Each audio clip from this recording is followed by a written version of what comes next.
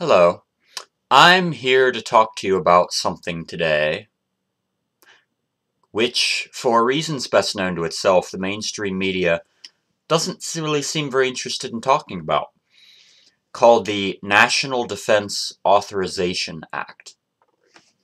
Now, as many of you know, during his presidency, George W. Bush signed the Patriot Act, which, among various other dubiously constitutional things, allowed for non-U.S. citizens to be detained indefinitely without trial, most of whom ended up in Guantanamo Bay, where some of them were held for a very long time without being charged with anything, and some of them actually ended up being sent home, like, whoops, sorry. What fewer people seem to know is that on December 31st, 2011, almost literally in the last minutes of the year, when no one was really paying much attention, Barack Obama signed the National Defense Authorization Act. Now, this is signed every year to monitor the defense budget, but what was different about it this year was that it came with a new provision added on that extends the right of indefinite detention without trial and applies it to American citizens as well. So now the way all those terrorists or suspected terrorists were held for God knows how long in Guantanamo Bay before, if ever, being charged with a crime, yeah, now the government has the power to do this to American citizens too. Obama insists he will not authorize the indefinite detention of any U.S. citizen. But he also said that he would veto this provision before he ended up signing it into law. And now that the law is in place, just because Obama may not be willing to use it to indefinitely detain U.S. citizens, doesn't mean the next guy can't come along and use it to do the same thing. Now, Senator Lindsey Graham of South Carolina has made argument for the provision, saying it would only apply to U.S. citizens who are committing treason, aiding Al-Qaeda, or another terrorist organization. He gave this whole story of how a U.S. citizen might fly to Pakistan to receive terrorist training, then come home and use their training to kill fellow citizens. But the problem is, you can be held indefinitely, excuse me, you can be held indefinitely without being charged. So they don't have to actually prove that you're a terrorist. They just have to think you are, and then they can hold you as long as they want to without charging you with anything. This flies ever so slightly in the face of innocent until proven guilty.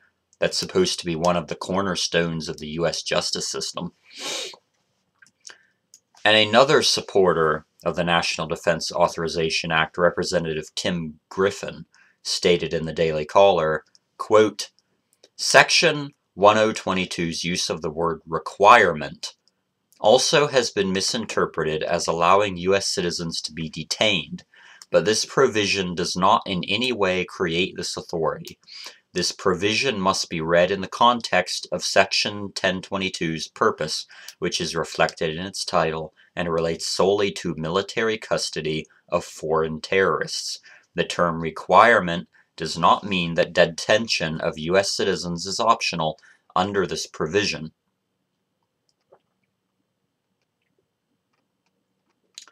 Well, let's take a little journey into Section 1022, subsection B, 1 and 2. Subsection B. Applicability to United States citizens and lawful resident aliens. 1. United States citizens. The requirement to detain a person in military custody under this section does not extend to citizens of the United States. 2. Lawful resident aliens. The requirement to detain a person in military custody under this section does not extend to a lawful resident alien of the United States, except to the extent permitted by the Constitution of the United States. Well, the key word is requirement. The wording is very key in this clause. In previous sections of the National Defense Authorization Act, foreign enemies on the battlefield are required to be held in military custody. All this supposedly reassuring section that Representative Griffin pointed out to us says is civilians are not required to be held by military custody. It doesn't say they can't be. It just says you don't have to hold them in military custody. It doesn't say anything about you can't hold them in military custody. And I am far from the only one pointing out the sneaky way that this is worded, because Senator Carl Levin has stated that this bill seems to have been deliberately written to deceive the public. These are his words. And Senator Carl Levin is a Democrat. This is not a Republican with a bipartisan anti-Obama agenda. This is a Democrat saying this. That this is a deceptive bill that seems to have been deliberately worded in a way that deceives the public. And anyway, even if you believe the reassurances by Graham and Griffin that this does not apply to American citizens, Congress is also currently considering another bill called the Enemy Expatriation Act, which would give the U.S. government the power to strip Americans engaged in hostilities against the U.S. of their citizenship, even without being legally convicted of a crime. So once again, you don't have to be convicted of actually doing anything. They just have to think you're doing something, and they can strip you of your citizenship. This bill is being sponsored by Joe Lieberman, who, incidentally, is also pushing a bill which would allow the government to shut down the entire internet in a national emergency. Yes, shut down the internet. The entire internet. I'm not making this up. Call me paranoid, but this could be used as a loophole to allow the National Defense Authorization Act to indefinitely detain U.S. citizens, even if it doesn't already do that itself. Wait, you say we can't hold an American citizen without trial? Enemy Expatriation Act! Whoop! He's not a citizen anymore! To Guantanamo with you! Make it so. So, yes, that's fun.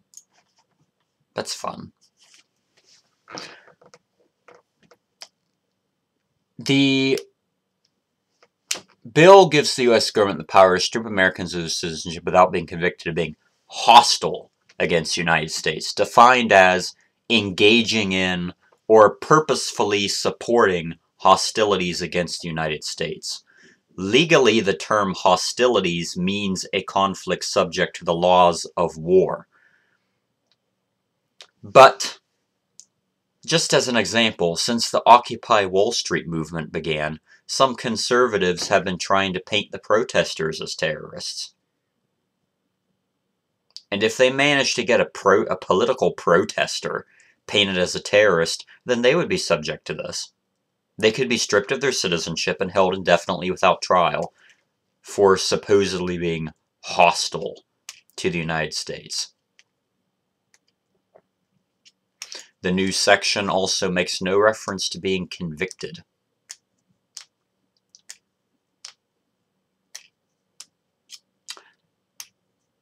So, the mainstream media has not done much talking about this. If you don't believe me, don't take my word for it. Don't just take the word of some 26-year-old guy who has his day off and is bored and his roommates are at work, so he's home alone, so he's sitting here making stuff up trying to scare you about Big Brother. Don't take my word for it. Just go on Google and search National Defense Authorization Act or Enemy Expatriation Act, and within 30 seconds tops, I'm pretty sure you'll find about 3 to 5 different websites minimum that will go into detail about what these bills are.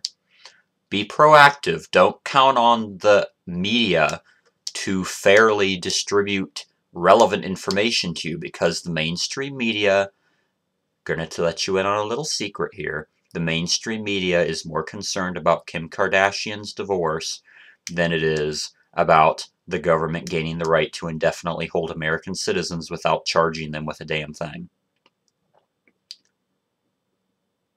Information not shared is lost. Go out and search yourself. Be aware of what's going on in the world around you. Don't count on the media to talk about what they choose to give priority to. Okay, that's about all I have to say today. Like I said, don't take my word for it. I'm just a random guy in a random apartment somewhere on his webcam because he doesn't work today and he doesn't have anything else to do but make videos about things that he feels like people should hear about. So don't take my word for it. Go on Google, look up National Defense Authorization Act 2011 or Enemy Expatriation Act. And you will find various websites talking about this. Other people are saying the same thing I'm saying. People who probably know what they're talking about better than I do. So don't take my word for it. Go look it up yourself and know what's happening in the world, because the media cannot be counted on to tell you everything that you should know. Be safe.